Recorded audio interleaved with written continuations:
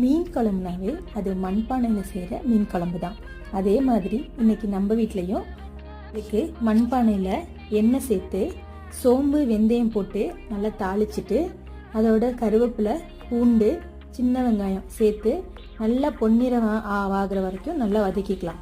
வதங்கினதுக்கப்புறம் 2 தக்காளி சேர்த்து அதையும் நல்லா வதக்கிக்கலாம்.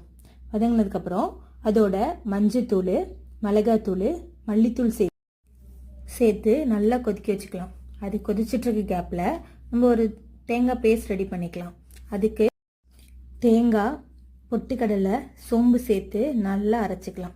குழம்பு நல்லா கொதிச்சதுக்கப்புறம் மாங்காய் சேர்த்து நல்லா கொதிச்சதுக்கப்புறம் தேங்காய் பேஸ்ட் சேர்த்து அதை நல்லா கொதிக்க விடலாம்.